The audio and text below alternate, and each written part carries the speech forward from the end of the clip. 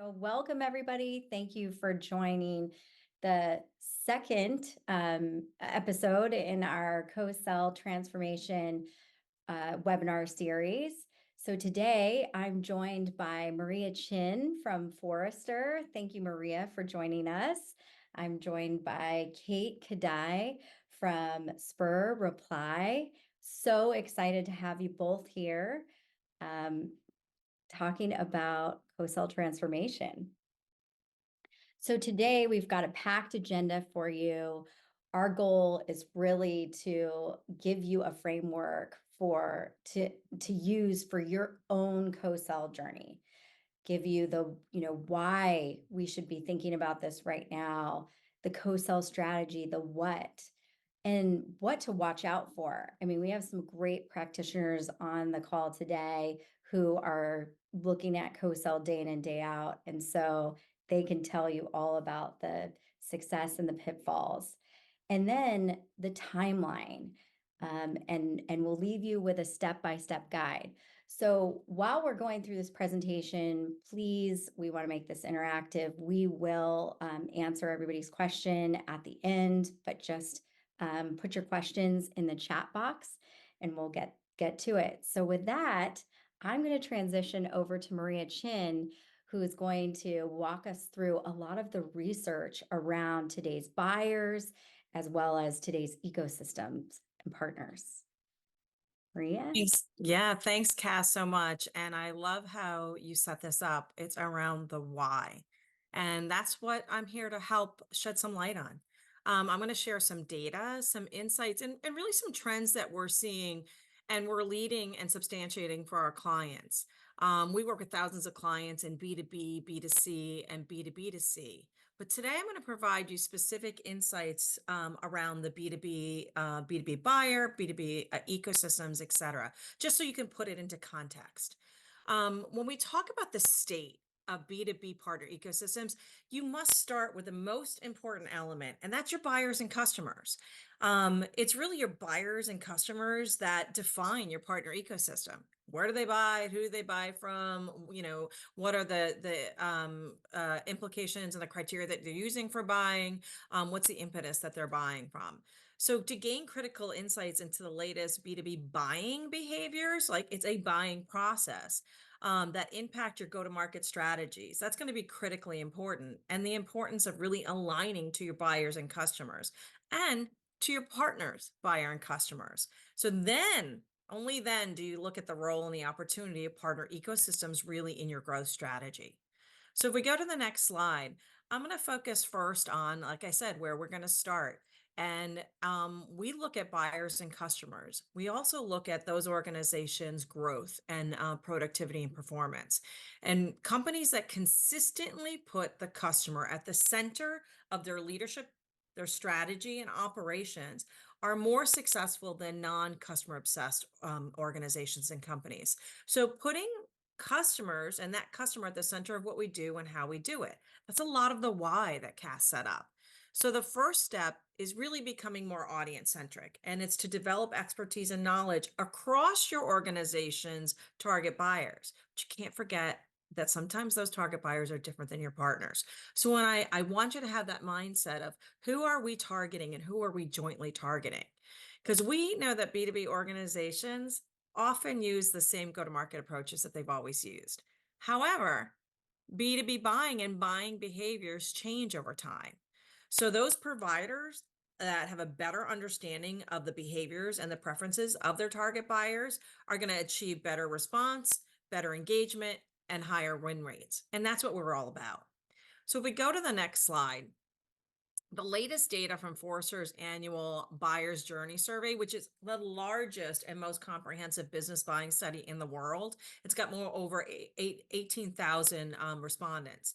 And those 18,000 global buyers were involved in a purchase for their organization over the past 12 months or plan to be in the next 12 months. And so that's that's how we examine the buyer behavior. So really looking at current behavior so that we know and understand what's happening today. And that's what happened yesterday. So the resulting buyer insights deliver information about their behavior, their preferences, their job roles, their industries and regions. And it actually revealed a number of surprising insights about the latest buying behaviors. So the first one that we see is really around generational differences. So this year marks a true inflection point in the way that younger and older buyers proceed through their purchasing journey, as tenure and experience is really playing a role in how buyers navigate various challenges in the buying process. So, right now, with millennials and Gen Z buyers are now dominating the buying landscape. They're marketers, they're working in their sellers, and they can no longer rely on what's always worked when creating experiences, what these buyers expect. So, younger buyers are more demanding, they're engaging in more buying activities, and they are more willing to express their dissatisfaction with the buying process. So, understanding this important cohort can really help your organization and your organization's buying and facing roles, like those customer facing roles that you engage with, can really help refine the insights to optimize the buyer experience and really build stronger relationships with buyers and stronger relations across your selling process. Because we see 67%, if you add them up now, of purchase influencers were born after 1981. And with millennials as the largest cohort making up more than half of the sample. So if we want to go to the next slide, what this means to us and why this is so important is with millennial and Gen Z buyers now dominating this landscape, we have to look at what they find and where they're most comfortable. Where do they go and source information? Where do they like to find and make purchasing decisions? And our findings indicate that millennials and Gen Zers approach the buying process differently than older generations. No surprise there. Forrester research shows that younger buyers bring that digital preference and proudness for the internet, for cell phones, for video games, for iPads, for everything that they've used to engage in their life consistently. They bring that to B2B buying. And they're more likely to use digital and self serve transaction channels than their older counterparts. So, younger buyers are pushing vendors to a variety of self serve transaction vehicles, including external marketplaces, app stores, vendor websites, and even through existing products like product led growth. So, as self service transaction rise in popularity, you have to think about and understand the behaviors of your target buyers to create more of a seamless experience through and with partners that's easy to find and easy to use and easy to align with the buyer preferences. Because as you see, 64% of Gen Z purchases are now sourced digitally. So if we go to the next slide, the buyer is actually looking more and more for complete solutions. So maybe beyond what you offer, it may be what you offer in your partner office offers, which can be the solution. So you have to think beyond one to one, but one to few and one to many. You have to understand what your buyers buy from partners, as it extends well beyond potentially just your offering. And in today's customer obsessed world, which we know customer obsessed organizations perform better, um, B2B leaders are really operating and trying to solve customer challenges. And they find that it's much more demanding because suppliers and partners are expected to provide these holistic solutions to complete business problems. We can't do that if we're not connected. So, when you're creating a buyer aligned strategy, understanding buyer needs is going to be the most critical area of knowledge because it maps to solution mapping, right? It drives a solution mapping and it demands account mapping across partners and across businesses. And it should include direct sales. So indirect buyers often prefer to work with partners to purchase complete solutions to their business needs. So think about this. This may result in complex solutions that include the definition, the implementation, the management, and the support of multiple supplier offerings. These are different motions that we're used to dealing with. And so think about that. That's supplier one, potentially supplier two, partner one, partner two. And you can't do this without mapping out and including some rigor.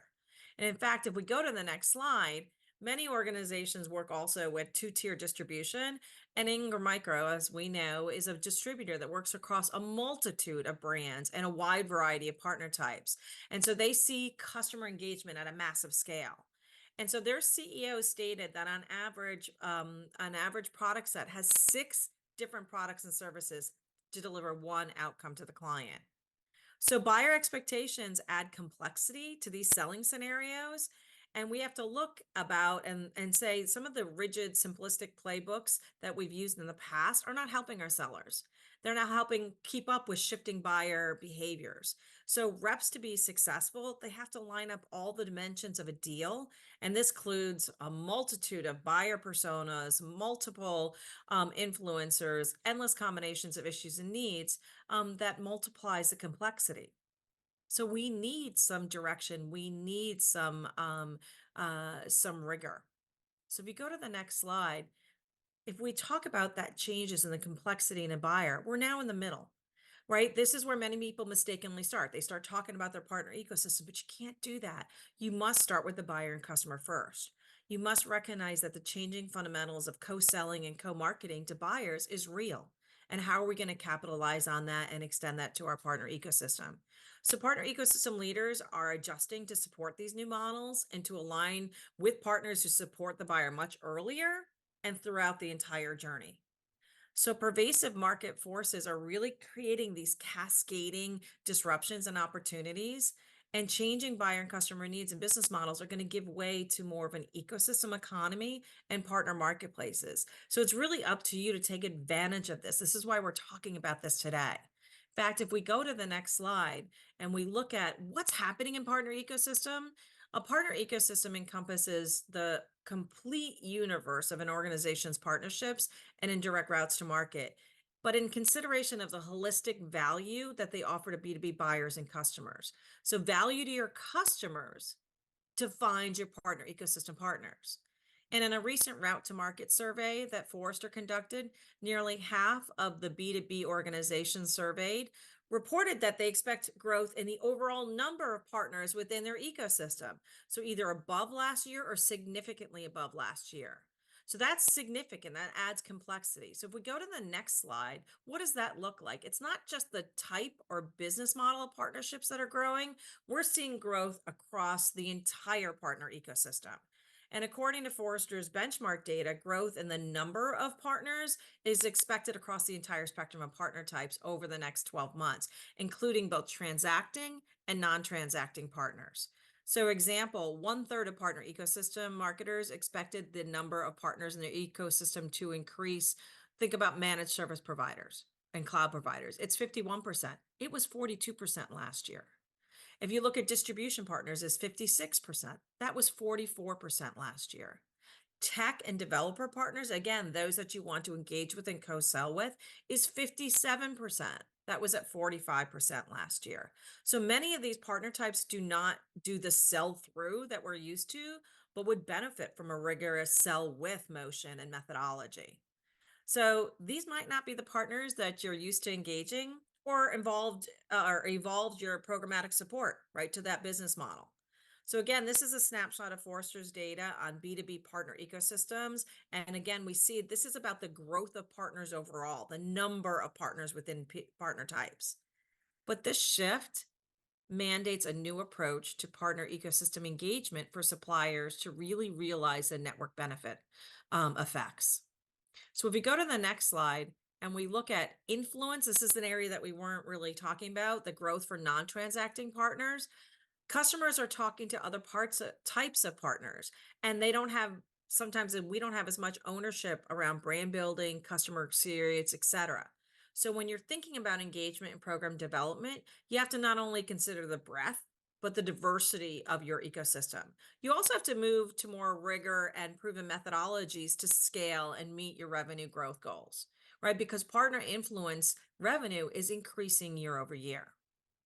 And in fact, when we went in the next slide, if we talk to organizations, we know that B2B organizations are at a pivotal moment. They continue to see a sharp increase and an expansion of new partner relationships.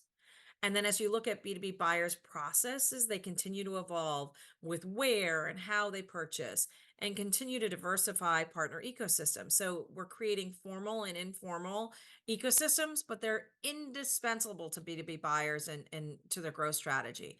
In fact, from the recent data this year from a marketing survey that we did with marketing executives, the most important priority over the next 12 months the next 12 months, so think about that, that's the upcoming 12 months, so very forward thinking. The number one response was to increase focus on achieving B2B revenue and growth from their partner ecosystem.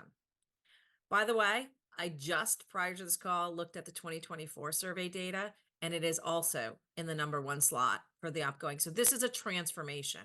We're in a transformation now, and this represents not just channel or partner ecosystem leaders. This is B2B marketing leaders, the C-suite, CMOs, and it cites revenue and growth. So as you know, we're no longer tied to just that financial transaction, but we're going to look at metrics like growth, retention, contribution, influence, and others. And this includes motions of co-innovate, co-market, co-sell as critical to joint go-to-market motions that we absolutely need to evolve. So with that, sharing some data around buyers and customers and the importance of partner ecosystem becoming indispensable also look to be the lever of growth. I'm going to pass it on so that we can look at some more information about methodologies and rigor that we can apply to our partner ecosystem for scale. Kate, I'm going to pass it over to you.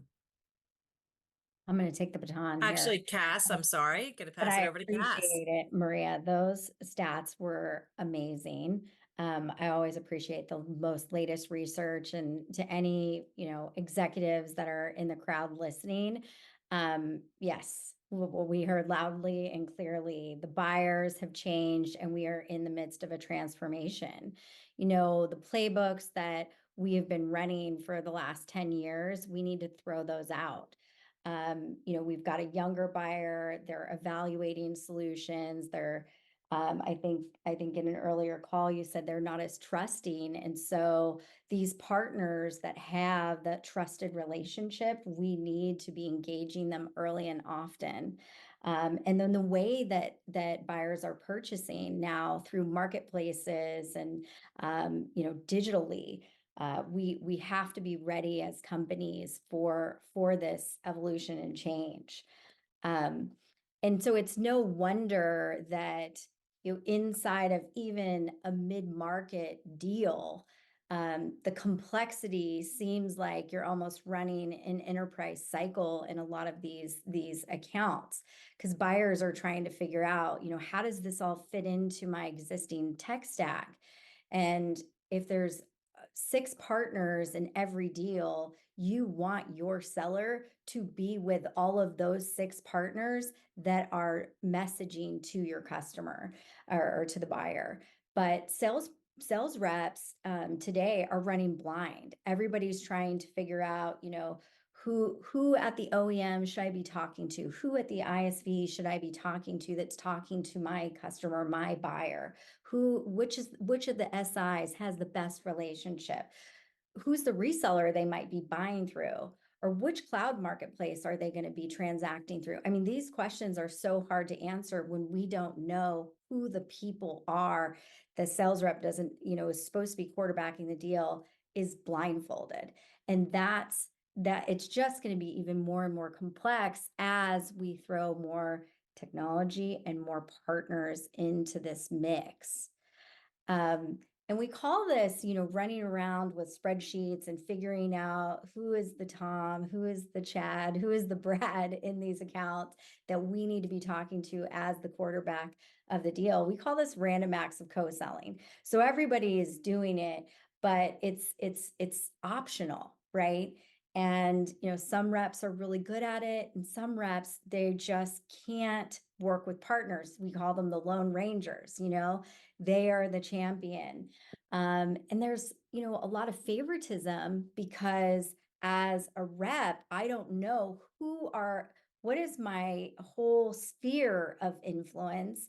I just know the people that I just went out with or have worked with over the last couple of years or the last 12 months.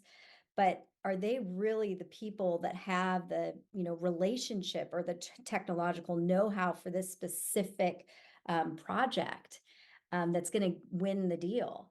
And then, running around with spreadsheets is just not secure. There's no way to track it. IT, it's a secret from IT, which is never a good thing.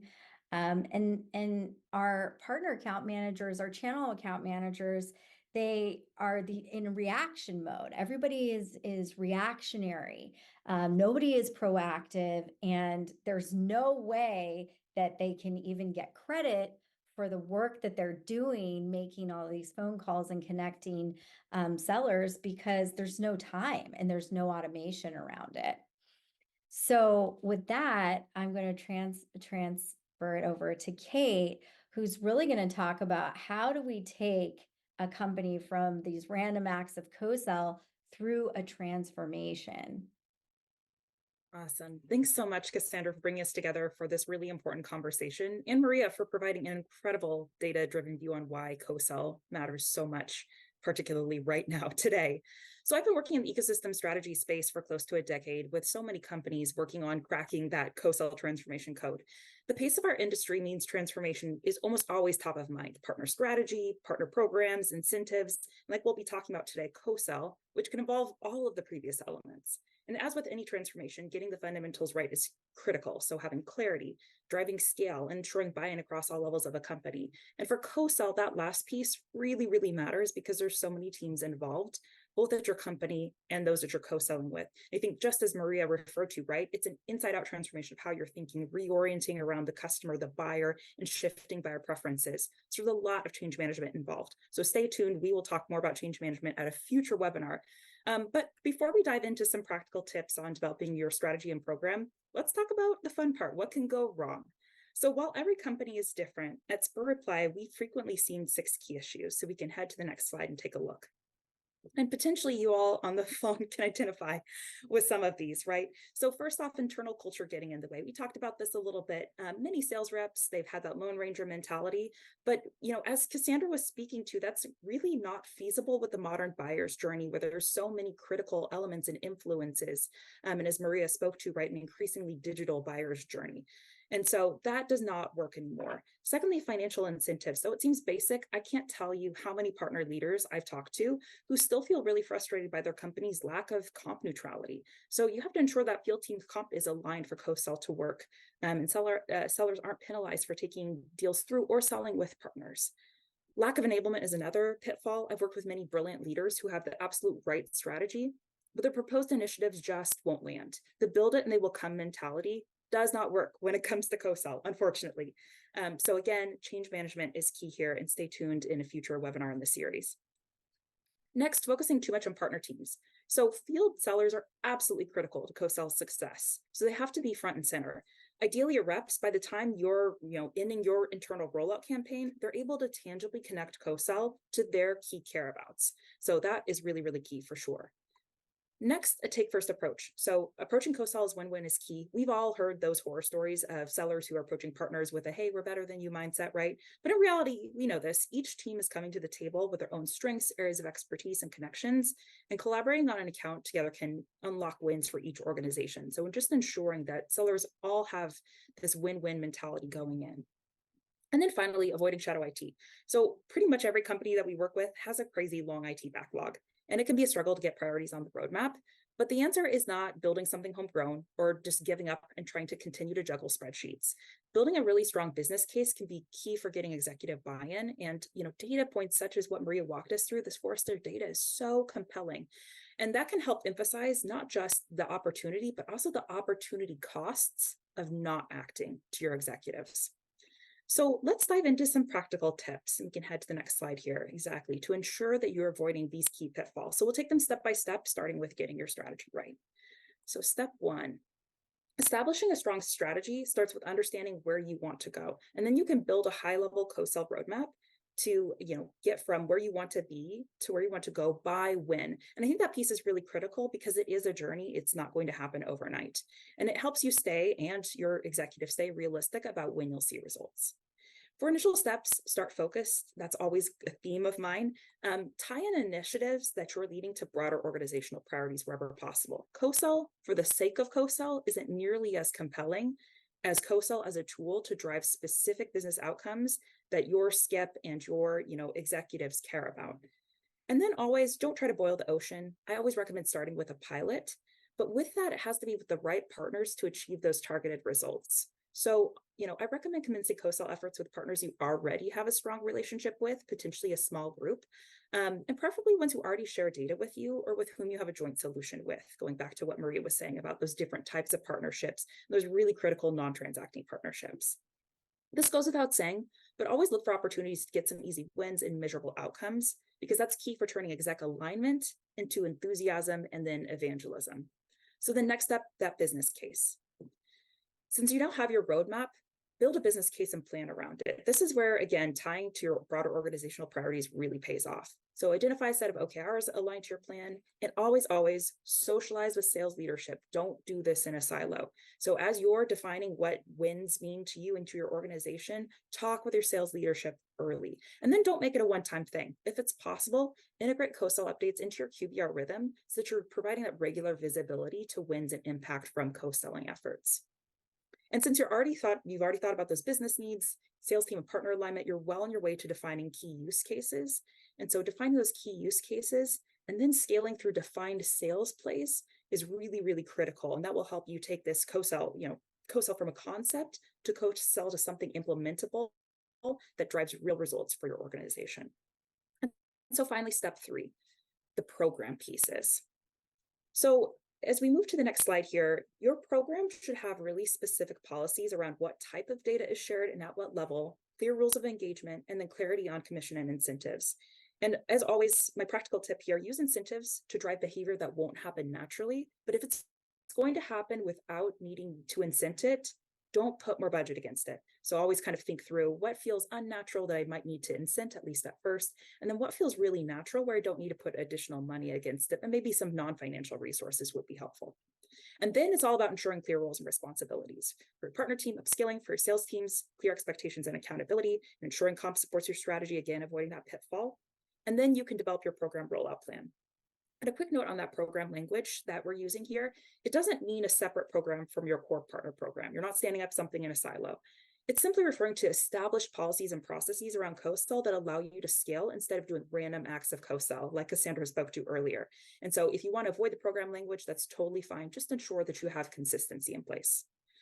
Now, to close out, co-sell platforms have been an absolute game changer for my clients. No more emailed Excels, no more data sharing issues and privacy concerns, no more out of sync opportunities and trying to email for status. So Cassandra, I'm going to hand it over to you as the PartnerTap expert to talk through the benefits of modern co-sell technology solutions. Great. Thanks so much, Kate. So once you've designed your program and the automation component is really meant to put gas on the fire because everybody's doing these random acts of co-sell. Now we put in the Lamborghini and we're ready to set this up and we're going to drive. So the first component of a great automation system is a digital clean room where we bring in all of your data, we bring in your partner's data, we allow sharing controls and put rules and permissions around this. We're bringing in propensity data, pipeline data, and then from there, we give you all of the robust reporting in our ecosystem reports. And this is all defined, by different roles and who can see what inside of the organization and at your partner organization. But with just these two components alone, we really bring people to this first world problem of, oh my gosh, now we have so much data. Again, we're going from a Fred Flintstone car to the Lamborghini. So we've got to get in there. We've got to understand how to drive it. And that's where we come into the co-sell automation, the workflows. You've done all the work up front to identify all of the sales plays with your partners. And now we start refining, running that data through these workflows. And this can be workflows around, seller to seller, or they can also be through channel where we're proactively running a workflow to get agents and partners engaged proactively with their channel account manager to go and help them go sell around the most the highest propensity accounts. And then also just direct sales plays where we're putting sellers immediately together. So that's really where you get to the Lamborghini status.